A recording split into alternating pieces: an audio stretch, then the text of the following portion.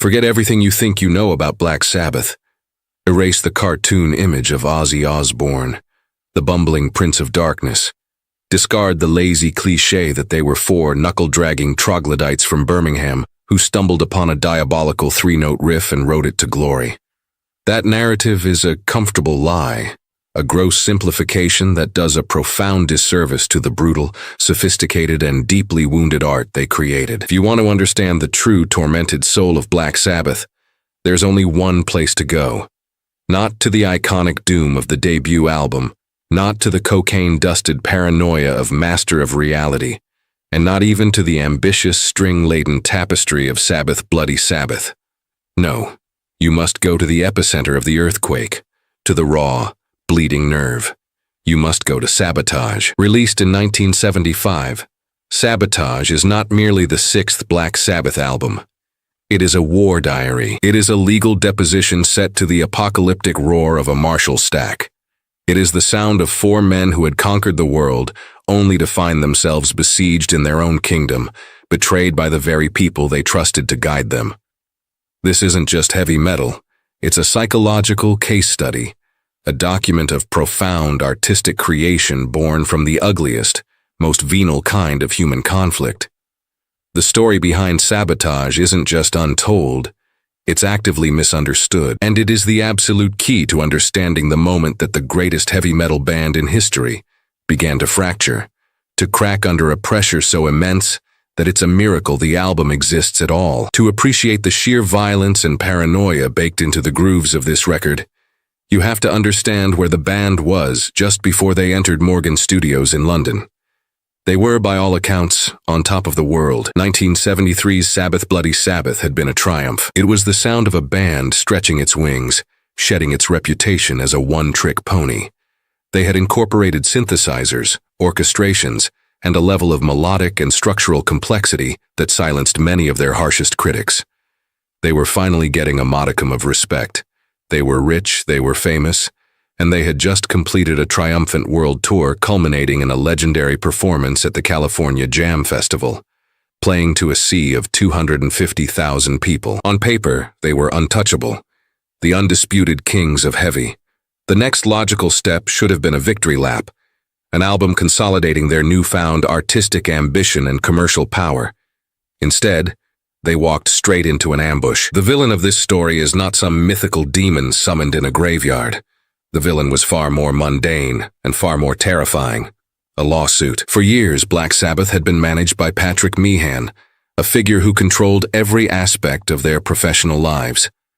The band, four working-class lads with little to no business acumen, had signed contracts early in their career that they barely understood.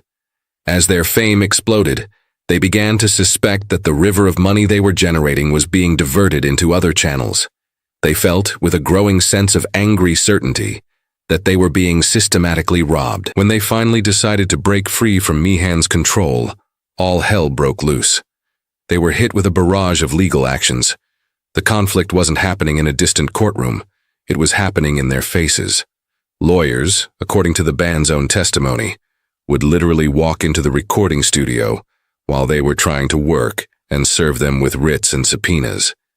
Imagine the psychic toll. You're trying to conjure a guitar riff from the ether, and a man in a pinstripe suit taps you on the shoulder and hands you a document that threatens to destroy everything you've built. The process of creating their art, which should have been their sanctuary, became the front line of a bitter legal war.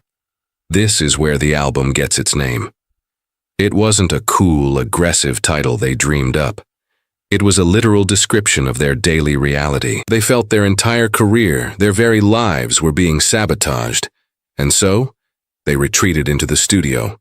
But it was no longer a creative playground. It was a bunker. And in this bunker, fueled by industrial quantities of cocaine and alcohol, the siege mentality took over. The paranoia wasn't just in their heads. It was being delivered by courier every other day. The anger wasn't an abstract artistic theme. It was a raw, visceral response to being betrayed. And all of that, the fury, the fear, the chemical-induced psychosis, the sheer bloody-minded defiance, was poured directly into the music. Sabotage is the sound of a band with its back against the wall, lashing out with everything they had. The needle drops on Hole in the Sky, and there is no subtlety, no gentle introduction. It's an immediate, blunt force trauma of a riff, one of Tony Iommi's most direct and brutal creations. Ozzy Osbourne's voice, double-tracked and flanged into a disembodied snarl, sounds like it's clawing its way out of the speakers. The lyrics scream of delusion and impending doom. This isn't a song.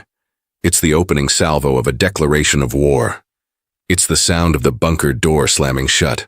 This is followed immediately by Don't Start, Too Late, a brief acoustic interlude that serves only to heighten the tension before the album's true behemoth is unleashed. Symptom of the Universe is quite simply one of the most important and influential songs in the history of heavy music. The opening riff is the Rosetta Stone of thrash metal. Decades before Metallica or Slayer, Iommi laid down the blueprint, a fast, palm-muted machine gun staccato that still sounds utterly terrifying today. It's the sound of pure, weaponized aggression. But what makes the song a work of genius, and what speaks to the fractured state of the band, is how it completely deconstructs itself in its final third. The metallic onslaught dissolves into a breezy, almost jazzy acoustic jam, an unexpected moment of pastoral calm in the middle of a firestorm. This wasn't just a clever musical trick. It was a reflection of the band's schizophrenia. It's the sound of a mind cracking, swinging wildly from violent rage to a desperate yearning for peace. If Symptom hinted at a split personality, Megalomania is a full-blown psychotic episode committed to tape. Over 9 minutes long, it's the album's emotional and psychological centerpiece. It begins as a slow, haunting lament, with Ozzy's filtered voice whispering of paranoia and madness over a funereal piano line. "Why is it me that's feeling so insane?" he cries. And you know, unequivocally, that this is not a fictional character. This is Ozzy Osbourne in 1975, coked out and terrified, looking in the mirror and not recognizing the man staring back. The track then explodes into a furious up-tempo rampage, a vortex of swirling riffs and Bill Ward's thunderous, desperate drumming. The song shifts moods and tempos with a jarring abruptness that is deliberately unsettling. It's a masterpiece of dynamic tension, a sonic portrait of a psyche at war with itself, swinging from crippling self-doubt to delusions of grandeur. It is perhaps the most honest song Black Sabbath ever recorded. The sheer audacity of the band in this period is breathtaking. While fending off lawsuits and teetering on the brink of personal collapse, they had the monumental balls to record Supertzar. It is one of the strangest and most gloriously over-the-top tracks in their entire catalog, an instrumental piece driven by another monstrous Iommi riff. It features no rock vocals, no lyrics, nothing but the band playing with a terrifying intensity while the London Philharmonic Choir chants ominous, Gothic melodies over the top. It sounds like a satanic coronation, a grand orchestral piece of Baroque horror. This was not a commercial move. This was a pure, unadulterated fuck you to the world. It was the sound of a band so deep in the trenches that they no longer cared about rules or expectations.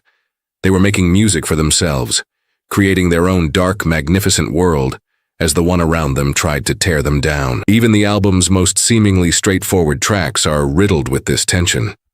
The thrill of it all might sound like a more conventional rocker, but listen closely. Listen to the desperation in Ozzy's voice as he soars into his upper register, pushing himself to the absolute limit.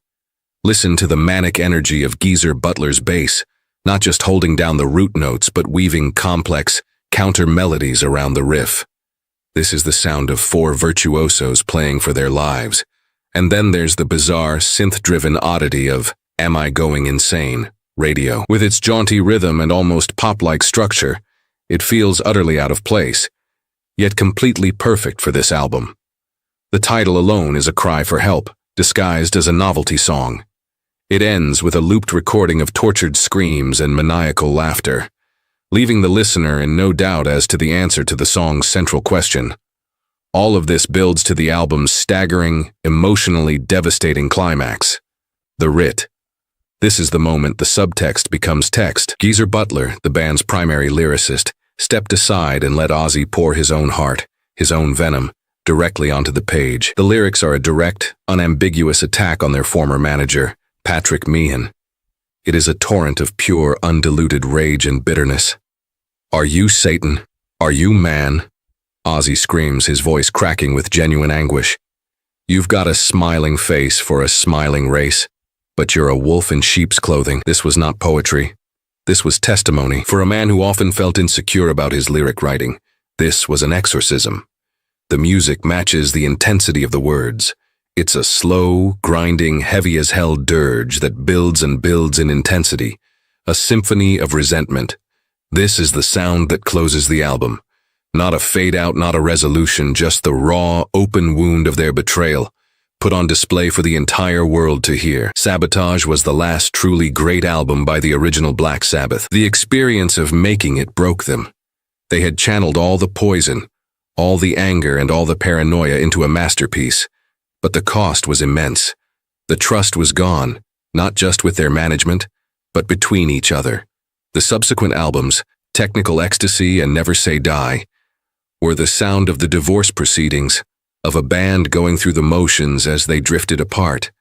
But Sabotage was the sound of the final, plate-smashing, soul-bearing fight. It's a difficult, demanding listen. It is not the album you put on at a party. It is the album you put on when you want to hear the sound of genius forged in the crucible of absolute chaos. It's the testament of a band that refused to be destroyed, who channeled their own sabotage into a final, defiant roar of creative brilliance. Put it on, turn it up, and listen to the sound of a kingdom at war with itself. It is ugly, it is beautiful, and it is the honest-to-God truth.